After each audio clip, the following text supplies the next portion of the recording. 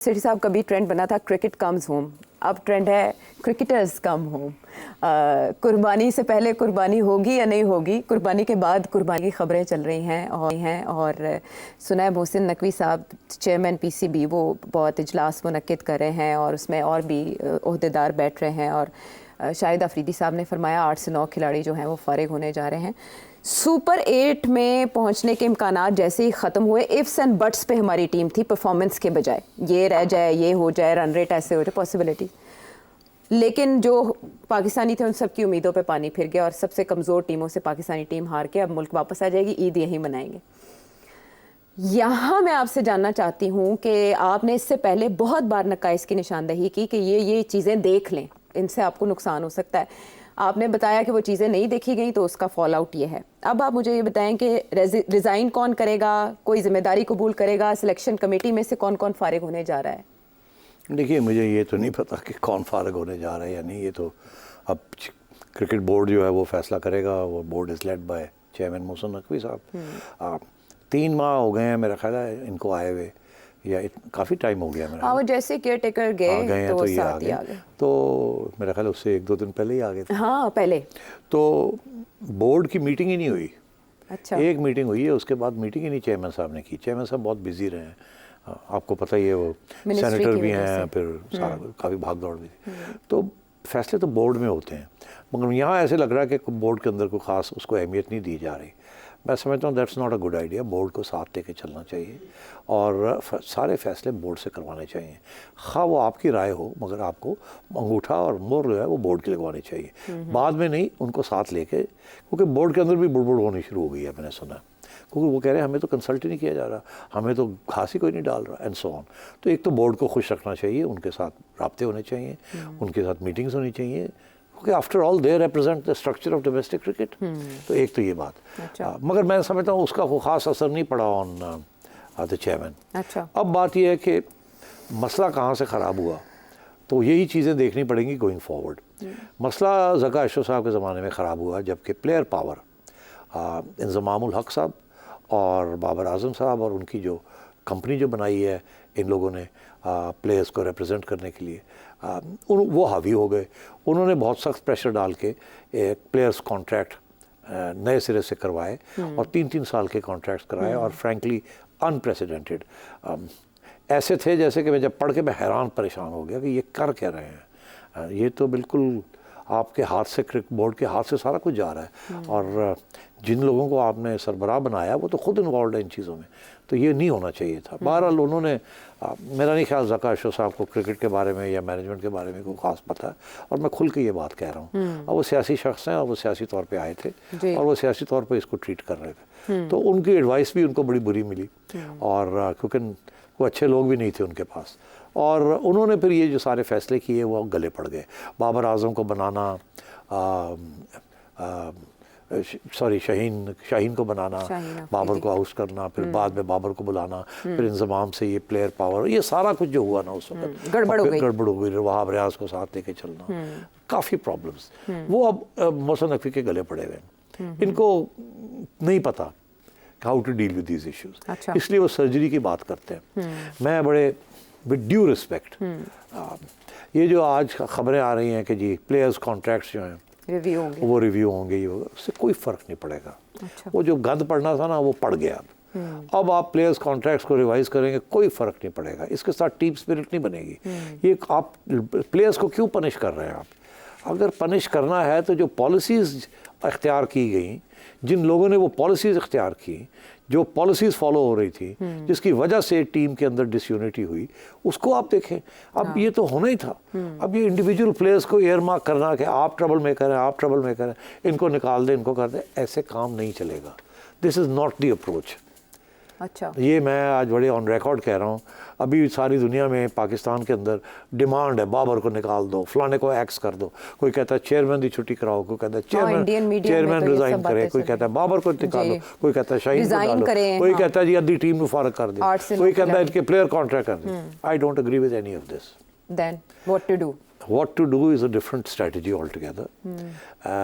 Time बहुत थोड़ा है। हाँ बिल्कुल, ख़त्म प्रोग्राम का टाइम है। तो मैं ये समझता हूँ कि इनको ज़रा सोचना चाहिए कि स्ट्रैटेजी क्या है, टीम कैसे बनानी है, आगे कैसे जाना है। कैप्टन का इशू रिजॉल्व हो जाएगा, it's not a big issue, believe me. Coaches का issue is very big issue, very big issue. Coaches का आप मसला हल कर लेना तो कोचेस संभाल लेते हैं टीम को।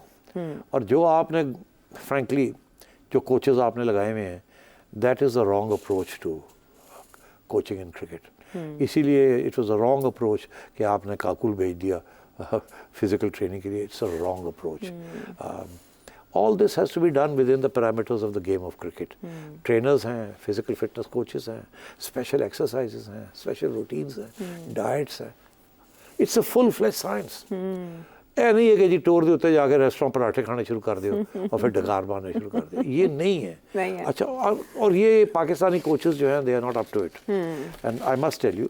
तो एक तो ये कि कोच स्ट्रेटजी, दूसरी ये स्ट्रेटजी कि मोहसिन नकवी साहब अगर चेयरमैन रहना चाहते हैं तो उन्हें सोचना चाहिए कि जब टीम हारती है इस तरीके के साथ तो फिर चेयरमैन के ऊपर बड़ा प्रेशर आता है। मैं आपको एक एग्जांपल देता हूँ।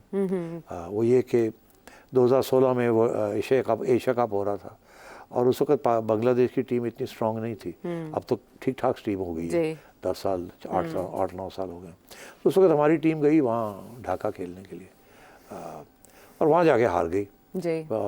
और हार के गई, फाइनल तक नहीं पहुंच सकी। सेमीफाइनल में हार तो उस वक्त चेयरमैन पीसीबी शहरयार खान साहब थे। अच्छा, मैं भी I was on the board but I was not in power. Chairman साहब पावर में थे। तो मुझे याद है कि जब ये हारे तो टीम वापस आ रही थी तो मुझे फ़ोन आया शहरयार खान साहब का। अच्छा। अल्लाह ने जन्नत नसीब करे। तो मैं गया, बड़े परेशान थे। He was a thorough gentleman. मुझे कहने लगे, नजम यू टेक ओवर। मैं क्या? कहने लगे, मैं एग्जीक्यूटिव कमेटी का हेड था। मुझे कहने लगे मैं रिज़ाइन करना चाहता हूँ और तुम टेक ओवर कर लो। तो मैंने कहा, उनको हम मियाँ कहते थे, कि मियाँ क्या हो गया? कि नहीं देखे ना, वो टीम हार गई है और मुझे पता चला है कि प्राइम मिनिस्टर साहब परेशान है। अच्छा। मैंने कहा अच्छा। कहने लगे हाँ, मुझे इतला मिली है कि MNAs MPAs शोर पड़ा है कि PCB में क्या हुआ और नवाज शरीफ साहब थोड़े से नाराज़ हैं हमसे। अच्छा। तो मैं अपना रेजिग्नेशन मैंने लिख लिया। अच्छा, फिर आपने क्या कहा? मैंने कहा दिखाएं। अच्छा। मैंने पढ़ा। मैंने कहा मियाँ आप इसको अभी ना भेजें। ओके। मुझे मौका दें, मैं प्राइम मिनिस्टर से बात करता हूँ। ओके। मेरा नहीं ख्याल कि आपको रिज़ाइन करना चाहिए। फिर कहने लगे it is the only honourable thing to do.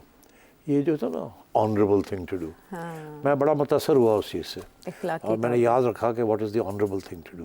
The honourable thing to do is कि even if you are not directly responsible, even if you are indirectly responsible, if you as the captain, अगर जहाज़ गिर रहा है, नीचे जा रहा है, तो पहले आप नीचे जाएं। ये एक पुराना मुहावरा है कि going down with the ship.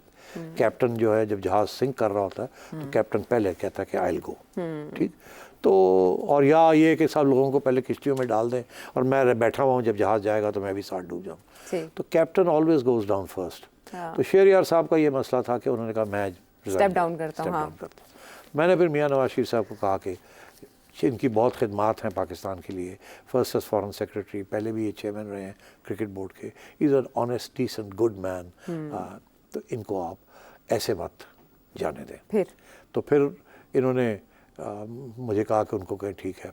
तो फिर मैंने शहरयार साहब से कहा कि आप टाइम मांग लें और अच्छा। आप ये ना कहें कि आप आज जा रहे हैं, आप कहें कि मैं ICC की मीटिंग्स हैं वो अटेंड करके तो उसके बाद मैं नहीं रहना चाहता, दिलासा दे दें थोड़ा सा। हाँ। तो मैंने कहा आपका भी ऑनर हो जाएगा, तो PM भी कह सकेंगे कि मैंने कोई ना कोई एक्शन तो लिया है। ठीक है। तो मतलब ये है कि तो वो मैंने हमेशा याद था। तो जब इमरान खान साहब आए तो आई रिजाइंड। मैंने कहा कि इनसे मैं काम नहीं कर सकता। चले, ये अच्छी मिसाल दे दी। अभी भी जब मैं 6 महीने के लिए आया तो उस वक्त पीपल्स पार्टी चाहती थी कि वो अपना ज़का अशरफ साहब को लाएं। बिल्कुल। और ये जब खींचातानी चली तो आपकी तरफ से मैंने कहा कि रज़ाकाराना तौर पे इस्तीफा आ गया था। ठीक है, मैं रास्ते से हट जाता। आपको समझ आना चाहिए कि आप चीज़ जो है वो उस तरह नहीं देख पाएंगे, क्या आगे चेयरमैन साहब करते हैं, that's up to him. But मैं ये समझता हूँ कि we need some experienced people running PCB. कोई इतने मुश्किल हालात नहीं है, ये सारी रिवाइवल हो सकती है, मगर your approach has to be different. ये प्लेयर्स कॉन्ट्रैक्ट्स को कैंसिल करना, ये करना, वो करना। मैं आपको जाते जाते एक बात कह दूं, कनाडा एंड अमेरिका लोग मरते हैं वहाँ जाने के लिए, इमिग्रेशन लेने के लिए, ऐसे ही है ना जी? बिल्कुल। वहाँ क्रिकेट नहीं होती थी, ठीक, अब क्रिकेट शुरू हो गई है, तो ऑप्शंस भी सबके लिए, अब आपके क्रिकेटर्स के लिए क्या, दुनिया के क्रिकेटर्स के लिए जो कि थर्ड वर्ल्ड से, जहाँ उन्हें इज्जत नहीं दी जाती या उतने पैसे नहीं बनते, वो अगर आप चाहेंगे तो वो कनेडियन या American citizenship on the basis of cricket ले सकेंगे। प्रोफेशन और में अभी खबरें आनी गया शुरू हो गई हैं कि जो लोग जिनके ऊपर ये तलवार चलाना चाह रहे हैं या वो ऑलरेडी वकीलों के साथ वकलाजात राब्ते में है और इस ऑप्शन पे गौर करें कि वापस ना ही आना पड़े और वहीं नहीं, अगर आ गए मगर चले जाएंगे, दोबारा चले जाएंगे, और यहाँ जो इनसिक्योरिटी होती है, जो इसलिए इनसिक्योरिटी भी होती है और कोई पॉलिसीज भी नहीं पता चलता क्या, और फेवरेटिज्म चेंज भी हो जाती है। तो मेरा ख्याल है कि इनको चेयरमैन साहब को और पीसीबी को बड़े सोच समझ के करना चाहिए जो काम करना है, नहीं तो और प्रॉब्लम। चलें देखते हैं, ईद गुजरते हैं उसके बाद फैसले आते हैं, उसी से पता चलेगा कि डायरेक्शन क्या है पीसीबी के। अगले प्रोग्राम तक के लिए इजाजत दें। इस वक्त